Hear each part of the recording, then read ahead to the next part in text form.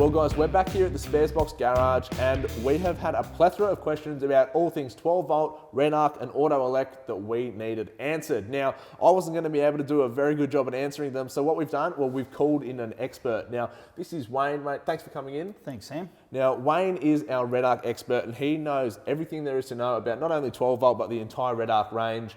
Now, a couple of things that are really cool about Redarc is you've been doing this for over 40 years and you've got that world-class manufacturing facility in South Australia. You've got a fantastic after-sales tech support for anyone that does want more questions answered, which is awesome. And I mean, we've used Redarc products in the Sparesbox 80, the Prado, the Sparesbox 200 on full drive action for the past couple of years, and they have stood up to the test of time. They've been put through some ridiculous conditions and they always get us home. So you've asked us a stack of questions ranging from battery sizes, battery chargers, solar panels, all sorts of business. And to be honest, I don't really know what we're talking about when it comes to it. It still blows my mind. So I thought we'll get you in, we'll answer these questions and we'll hook straight in. Cool. Now this first question is from a fella on Facebook called Tim Day. Now Tim, he wants to know, can he swap out his AGM battery and still use his BCDC 1240 charger? Yeah, that's a really good question, Tim. The whole BCDC range has a few different profiles, and that's set by using the orange wire on the BCDC. So you can change that orange wire position from disconnected to a negative or a positive and change the output rate to suit different chemistries of batteries. So the answer is yes, you can, with the one exception is the new D range of BCDCs, which also has a lithium profile if you connect the orange and green together. Fantastic. There's a couple of helpful little tips there for you, Tim. Now, this second question, Wayne, is from actually one of my mates, John L. Now, John wants to know whether now this one's from another mate of ours, Anthony. Now, you probably know Anthony from Full Drive Action. He drives that weapon of a Y62 towing the Opus camper trailer. Now, he wants to know whether it's better to run one 100 amp hour lithium battery or two 100 amp hour AGM batteries. Now, I can picture this being a very popular question. It's coming up a lot more lately. Like, lithium's definitely becoming more popular. People are starting to crack onto it and talking to other people that are using it, seeing the benefits. Yep. It's a really good question, and to really answer it properly, we need to break it down into a few points because it really depends on the application and what the customer's budget is that's spending the money on the system. So, so if you look at it for cost point of view, firstly, two good quality AGM batteries would probably cost you around $600 to $800 for the two. Yep. Where 100 amp lithium will probably cost you somewhere around, for a good quality one, maybe $1,800 to $2,000. Yep. Yep. So price point wise, the initial outlay for AGM is definitely better. But the long-term investment is that AGM batteries and lithium batteries have cyclic life, and lithium poses a cyclic life of about 7 to 10 times that of AGM. Yep. So for the big picture and the long-term investment, you're definitely better to go with a lithium if that's what you're planning. Yeah, yeah, totally. And I guess if you've got the money and you're planning to keep a car or keep that set up for a long time, I guess lithium's definitely probably the go. Yep. I mean, I know for a fact that I run two AGM batteries in my car, but I'm also trying to ball on a budget. So, yeah, that's right. You know. Yeah. So another factor to think of is the AGM batteries, you can only really discharge them about 50% of their capacity as recommended. So two AGM batteries would give you a capacity of 100 amps to use. Yep. Where your lithium battery can discharge to 80% of its rated capacity, which will give you 80 amps to use. Yeah, okay. So power to weight's good, but you'll get a little bit more out of the two AGMs. Yep. Long-term life, more out of the lithium. Yep. And the other thing to think of is the lithium voltage stays stable right till the very end, and we see that with modern power tools. Yep. They don't stop until the very end now. Yeah, and they cark it. Where with your AGM battery, the voltage will drop along the way, and your devices running off that battery will compensate for the voltage dropping and draw more current. So you're getting more efficiency out of your lithium on your devices. Yeah, for a longer term. And I guess, I mean, for me, the big takeaway of that is the weight saving. I mean, 70 kilos versus just over 10 is it's pretty substantial, especially if you're trying to build a tourer where you've got fuel economy in mind, you know, space and canopies and that kind of thing. Yeah, for sure. Looks like you're carrying a coffee machine and everything like that too, Sam. Well, so you got a couple of essentials. There's no doubt. Well, Anthony, you've got a bit of thinking to do, young man. All right, now this next question is from a familiar face as well. This is Mario Kingsley. Now he's actually our auto electrician. He's done the 80, he's done the 200, and he's about to do a Ford Ranger that we're building. But he wants to know what's better, a BCDC charger or one of the smart solenoids that we talked about earlier? Yeah, so in terms of charging a battery, a small solenoid, as I said with John's question earlier, actually, it really just protects your start battery from over discharge and it shares the charge through. And the problem with that is you're only putting through alternator capacity, and alternator charging really only brings your batteries up to about 80%. Yeah, So, okay. and that's just because there's no management in that. It's not like a 240 volt battery charger where you do have stages like boost, absorption and float. Yep. And the BCDC range are a smart micro-controlled charging system. They just run off 12 volts, not 240 volts. So that will allow you to get different capacities of battery or different chemistries of battery charged to 100% from an alternator when you're driving around without any damage to the battery and all that sort of thing. And with an alternator also, charging in different chemistries can be a problem. We're having those different stages that we talked about. Where you can do boost absorption float and you can change the output profile for a lithium or AGM or whatever to suit the manufacturer's specs is much more desirable and better to prolong the battery's life. Yeah, beautiful. So I guess if budget allows, you've got the real estate for it, the BCDC's the go. If you're looking for a quick get me out of jail or an easy to install option, then the SBI 12 is probably perfect. Yeah, and a lot of modern vehicles, the alternator systems don't get to adequate voltages enough to maintain the SBI's connection. So the BCDC will still work in those situations. Yeah, fantastic. Now this next question is also from Mario. Now I've included it because it's a fantastic question and I was actually pretty stumped by it myself. Now he asks, if he buys a solar panel with a regulator fitted, should he remove it and use the inbuilt BCDC regulator? Another good question, Mario. The short answer is yes. My recommendation is do that straight away because the regulator that's built onto the back of the panel is usually quite a distance away from your auxiliary battery you're charging.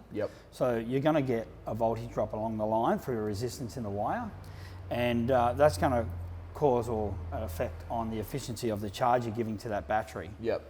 Now, also the regulator being out in the hot sun and being electronic will be affected, just like if you leave your phone out in the sun, it will switch off. So the electronics will heat up and they will derate, and that causes more efficiency loss. And usually those regulators that are on the back are what they call a PWM or pulse width modulation type regulator, and they have an efficiency rating that's less than the regulator in the BCDC, which is an MPPT regulator, maximum power point tracking. So you'll get many increased efficiency gains by getting rid of that or bypassing that regulator. You don't necessarily have to remove it, but bypass it and use the regulators built into the BCDC. And also if you have a fixed panel, if you fix that panel on the roof, it will actually power share with your alternator while you're driving down the highway and take load off your engine when you don't need to, and the solar's doing well. Yeah, fantastic. I mean, I've got one of these BCDC 1225Ds in the 80 series, and I'd like to sort of sometimes check back over my shoulder and see what it's doing with the lights on top. And even when you're driving, it's taking current from both the alternator and the solar, which is really cool. And actually has a technology built into it called green priority.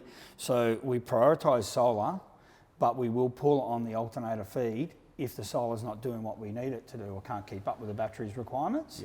So in that effect, we're not loading the vehicle unless we really need to.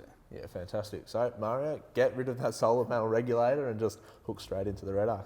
Now Wayne, this next question is from Craig Borg on Facebook. Now, sounds like Craig's a bit of a big spender, but he wants to know, when installing the Red Vision with a solar input, a 2000 watt inverter and a 200 amp hour lithium battery, should he still install circuit breakers? So the Red Vision system, and because he's using solar, I'd say he's bought the kit, which incorporates the BMS charger as well. So the Red Vision system has onboard fusing for your 10 output circuits, and it also has, so they're blade fusing. It also has your MIDI fusing on board, which is for your charging circuit for your BMS system. So, or your BCDC if you're going that way. So that's on board, so you don't really need external circuit breakers for the power supply or the charge. And the solar goes straight into the BMS, so you're fine there. Yeah, fantastic. So no real need. No. Beautiful. This is from DM Justin. Now, Wayne, he wants to know, if I install the Manager 30 in my canopy and have the solar input and alternator input charging the two house batteries, can I somehow charge my start battery while the car is parked for a few weeks via the solar input? This is a really popular question right now. And we've had quite a few inquiries about it, the whole team, because with COVID, people are sitting around and the start batteries are actually discharging and fun. And then when they do go to use the car, it's flat. Bong, so it's a bong. great question. Yeah, it's doable. You can do it. I'd advise that you probably talk to us down in our tech support team, and we'll talk you through the wiring and the components. We probably utilise an SBI solenoid, but we would program that to do a specific feature where it charges back only when you're on solar. So you'd probably be required to run ignition to that. But question answered, yeah, you can do that, and it's a really good idea. Yeah, fantastic. And I guess, Justin, if you want to know more, find out all about that wiring, the best part is Redarc's based in South Australia, so he can ring up and talk straight through to you. He can ask an expert himself. Yeah, there's technicians on the phones. Yeah, fantastic. All right, on to the Instagram questions. Now, we had a couple, so we've only chosen a few. Okay. There's a couple of good ones though. Now, this first one is from Lexalicious12. Lexus drives a Lexus maybe. I don't know. But Lexalicious12 wants to know. I've got 320 amp hour AGM batteries linked in parallel or in series. In his camper trailer. Am I better to go with a 40 amp or a 50 amp BCDC charger? He's also going to have a 110 watt solar panel to assist. Okay, so that would be in parallel. Yeah, because in series it'll be 36 volts. So we don't want that. Do not want that. No. So it would be in parallel. 300. You could use either. Is the answer. Okay. The only real difference there is the extra 10 amps in the 50. So in the boost stage, the 50 amp charger can deliver another 10 amps of current, which would speed up the recovery time on the batteries. Sure. Yeah. So if he's going to be drawing a lot, I mean, given it's a camper van, chances are he's probably going to be running lights, cooking gear, maybe a TV inside overnight. So when he's ready to charge it all back up, probably that extra 10 amps will come. Yeah, it'll come in handy. It will speed up, like in terms of drive time. If you're driving, you might shorten your trip by 20 minutes or something like that in recovery time on the battery chargers. Yeah, sure. Oh, well, 10 amps. You'll take what you can get these days. Or if he's working on a budget, the 40 will do the job too. Yeah, fantastic. Yeah. Now, last question for this segment is from Off the Grid 4x4. Now, the name says, indicate that he knows what's going on. He's got a bit of a setup, but his question is, what setup would you recommend for a 79 series? I mean, very popular car at the moment. Yep. Off the Grid 4x4 has intentions of fitting a canopy with a full 12 volt setup in the near future. For the time being, what would we recommend to just run a fridge, a few accessory sockets and some camp lights? Okay, so just for the time being, I would go with the BCDC 1225D. Yep. Get yourself your Redarc fuse kit and a nice solar panel, maybe 120 watt folding kit. Yep. So Redarc's got the SMPA or the blanket, something like that, if you're going for portability, to plug into your DC charger. And then when you're ready to do your canopy build, give us a call again on that amazing tech support team, and we'll talk to you about going the whole hog with Red Vision and BMS in the back. Fantastic. And I've seen a few little, I've seen your Red Vision in the vehicle you drove here today, and it's making me regret a few choices I've made in my past. I'll tell you that much. It's such an amazing piece of technology. So Off the Grid 4x4, definitely give the guys a call. Let Wayne talk you into a little fancy Red Vision system. Yeah, once you see it live, it's great. Yeah, it's fantastic. Well, a couple of cracking questions from our audience there. I'm definitely glad we called in Wayne the expert because, it's such a mumbo jumbo to me, to be honest with you. It's something I wish I knew more about, but it's really refreshing to have you in here and run us through some of these products and exactly how the people at home should set up their four-wheel drives for the ultimate 12 volt setup. Now, you were telling me before off camera that you have a funny story. I mean, nowadays, I've got a rigid solar panel on my roof. It's becoming more and more common practice, but a couple of years ago, you had a perler. Yeah, so we've been doing that for years, putting our solar panels on the roof of our cars. And the Redarc Hilux, as you know, stands out. It's quite bright. Bright red little thing. And one of the guys was, when you mentioned you had a solar panel, one of the guys was driving and a truck driver pulled up next to him and looked down at the solar panel on the roof, and because it wasn't as common back then, sort of asked the question. He thought the car was solar powered. Does that car drive on solar?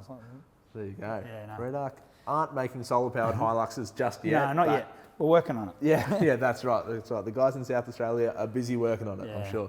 No, not at all. Well, Wayne, mate, thank you very much for coming in. Some of the questions were a little bit more in depth, and I think you've hit the nail right on the head. No I reckon we should leave some of these Redarc products here. I'm sure I'll find a bit of a home for them. I can promise you that. I'm sure we will. Yeah, no, too easy, mate. Thanks for coming. Cheers, mate. Thanks, mate.